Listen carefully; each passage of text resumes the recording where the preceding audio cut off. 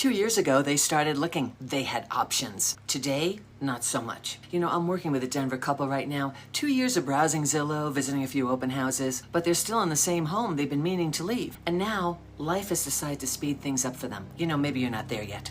Maybe the stairs are just a little annoying. The yard's a lot, but you'll manage. The clutter in the basement, you'll get to it. And that's exactly how most people think, until something changes. Because here's what I'm hearing more and more right now. Adult children showing up and suddenly making life-altering decisions for parents who were perfectly capable of making their own. You worked hard your whole life for that home. You should be the one who decides what happens next. If any of this feels even a little familiar, keep watching, because I want to show you what's possible when you move on your own terms next year.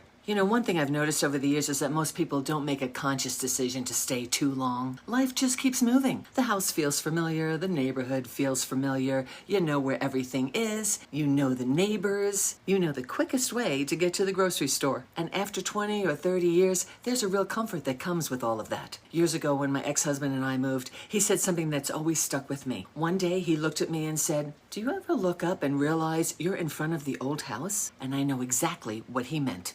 The old routine was so familiar that sometimes you'd find yourself there almost without thinking about it. And that's what happens when you've lived somewhere for a long time. The home becomes part of your routine, part of your identity, part of what feels normal. And that's exactly why moving feels so hard, even when you know the next chapter makes more sense. Maybe you've talked about being closer to family. Maybe you've thought about a ranch-style home. Maybe you're looking at a 55-plus community, but you told yourself you're not quite ready yet. Or maybe you're just looking around thinking, we'll deal with that next year.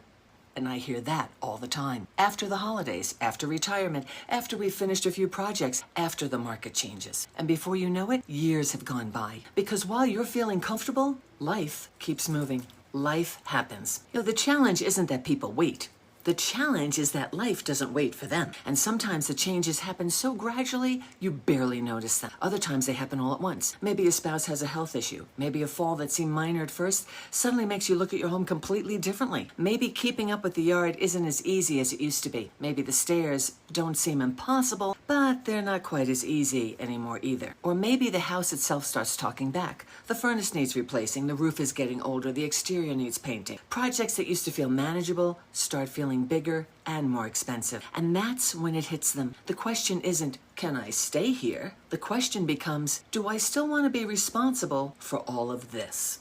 Because those are two very different decisions. And the longer people wait, sometimes the fewer choices they have. What starts as a thoughtful, planned move can slowly turn into a move that feels rushed. And when you're rushed, well, that's nobody's best thinking. Still your choice. One thing I've learned over the years is that most people don't regret planning too early. They regret waiting until their options become limited. Because when you still have your health, your energy, your finances, and the ability to make decisions clearly, you get to move on your terms. You get to decide where you'll live, when you'll move, what work gets done to the house, what you keep, and what you let go of. And most importantly, you get to make those decisions yourself. But when people wait too long, sometimes those choices start getting made for them. A health issue shows up. The stairs become impossible. The house maintenance becomes overwhelming. Or family members start saying, maybe it's time. And while they may mean well, that's a very different situation than deciding for yourself. And I see this happening with Denver homeowners more than you might think. That's why I made this video. Not because I think everyone should move. And